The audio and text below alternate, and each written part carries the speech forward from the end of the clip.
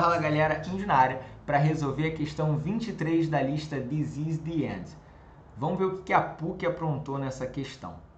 O diagrama abaixo mostra um ciclo realizado por 1 mol de um gás monoatômico ideal. Está lá o gráfico. Determine em porcentagem o rendimento de uma máquina de Carnot que operasse entre as mesmas fontes térmicas desse ciclo. Se liga, ele falou nessa questão que a máquina representada no gráfico opera no ciclo de Carnot? Não. Ele quer saber qual seria o rendimento de uma máquina no ciclo de Carnot que tivesse as mesmas temperaturas da fonte quente e da fonte fria da máquina representada aí no gráfico. Então, Índio, para eu calcular o rendimento de uma máquina de Carnot, eu tenho que saber essas duas temperaturas. A temperatura da fonte fria, a menor temperatura do ciclo, e a temperatura da fonte quente, a maior temperatura desse ciclo. Ele quer saber justamente isso. Qual é o rendimento da máquina de Carnot que tem a mesma temperatura da fonte fria, que é essa máquina aqui, e a mesma temperatura da fonte quente, que é essa máquina aqui, que não operem no ciclo de Carnot. Tá bom. Então, como é que eu vou saber em qual ponto está a temperatura da fonte fria? Como é que eu vou saber em qual ponto está a temperatura da fonte quente? Para isso, você vai ter que lembrar das isotermas. Lembra? Que nas aulas eu falei que isso aqui era importantíssimo. Então, continua sendo. Índio, no gráfico PV, mesmo que ele não desenhe as isotermas, eu tenho que imaginar que elas estão ali, porque elas estão, só não estão desenhadas, certo? Então você ativa o seu Sharingan e olha através, né, do gráfico, olha as isotermas escondidas, as isotermas ocultas. E o que eu vejo aqui, né? Que quanto mais afastada do eixo, a minha isoterma está, maior a temperatura que ela representa. Então, qualquer ponto em cima dessa isoterma aqui, ó, tem uma temperatura maior do que esses pontos que eu estou desenhando. Deixa eu desenhar de vermelho aqui. Em cima da curva T2. Então, ó, a temperatura T3 é a maior temperatura quando eu comparo essas três isotermas. Por exemplo, 300 Kelvin. Índio, T2 tem que ser uma temperatura menor que 300, tipo 200. Isso. Índio, e T1? T1, tadinha, é a menor temperatura de todas, porque é a isoterma mais próxima do eixo. Então, ela é a que tem, ó, a menor temperatura em comparação às outras.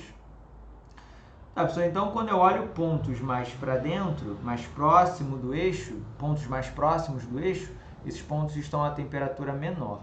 Conforme eu vou me afastando do eixo, esses pontos estão em isotermas que representam temperaturas maiores. Tendo isso em mente, olha para esse gráfico. Qual é o ponto desse gráfico mais próximo do eixo? É esse ponto aqui, ó. Então, esse ponto é a menor temperatura, a temperatura da fonte fria. Índio, qual é o ponto mais afastado do eixo? O ponto mais afastado do eixo é esse aqui. Então, é nesse ponto em que ele atinge a temperatura máxima do ciclo termodinâmico. É aqui que está a temperatura da minha fonte quente. Caramboles, professor. Tá, Índio, e agora? O que eu vou fazer? Eu vou chamar esse ponto aqui de ponto A. E vou chamar o ponto lá de cima de ponto B. Como isso aqui é um gás ideal, eu vou usar aquela velhíssima lei Piviti-Povotó. Só posso botar NaTA? Pode. PaVa sobre NaTA, PbVb dividido por NbTb.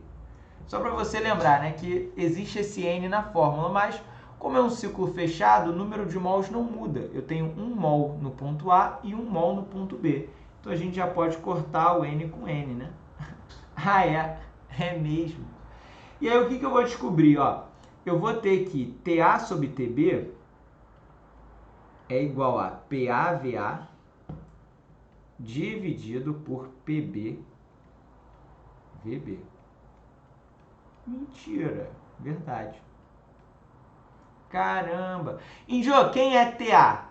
TA é justamente a temperatura da fonte fria, ó. Verdade, o ponto A é a temperatura da fonte fria. E quem é TB? TB é a temperatura da fonte quente. Caramba, então nesse caso eu posso dizer que a temperatura da fonte fria sobre a temperatura da fonte quente é igual a pressão no ponto A vezes o volume no ponto A, dividido pela pressão no ponto B vezes o volume no ponto B. Caramba! Pessoal, então daqui pra frente, né, fechou. Deixa comigo. Vai ficar assim, ó. Deixa eu ir para outra página que aqui vai ficar meio apertado, né? Eita. Vamos para a próxima. Então vai ficar assim. N do ciclo de Carnot é 1 menos TF sobre TQ. Mas TF nesse caso é PAVA e, né, TF sobre TQ é PAVA sobre PBVB. Daqui em diante é só alegria. Vai ficar assim, 1 menos pressão no ponto A, 4 vezes 10 a 5.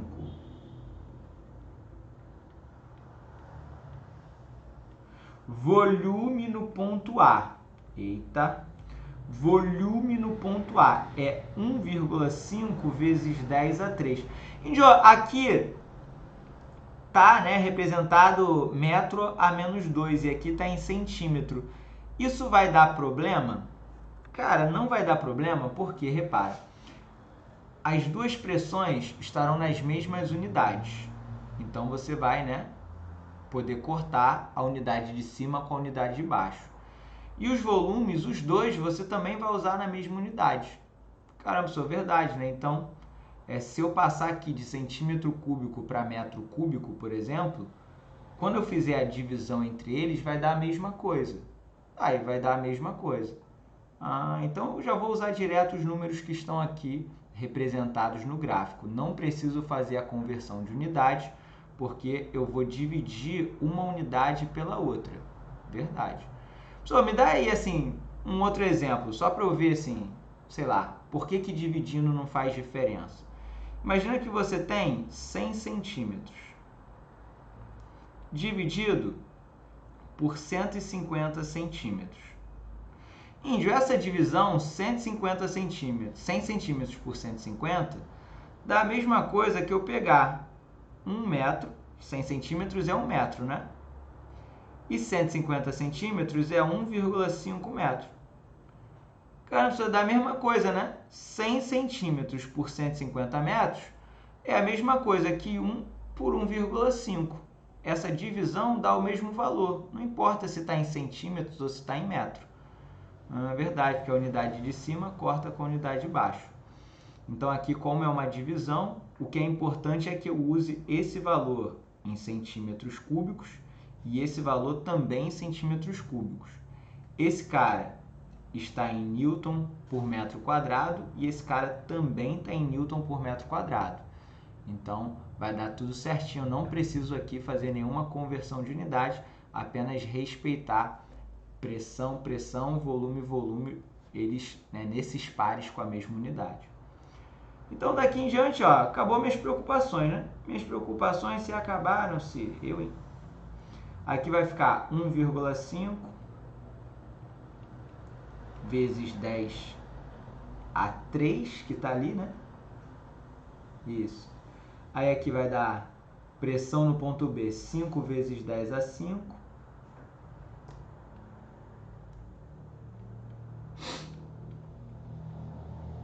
Vezes o volume no ponto B, 5. Eu vou botar 5 vezes 10 a 3. Aí vai sair cortando a galera, né? 10 a 3 vai embora com 10 a 3. 10 a 5 vai embora com 10 a 5. Aí vai ter 1 menos. Índio, vamos lá, né? 4 vezes 1,5 vai dar 6. 5 vezes 5 vai dar 25. Hein? Ai, já não sei. Não, calma, faz a conta devagarzinho que você chega lá. Quanto que dá isso aí? 6 dividido por 25, isso dá 0,24.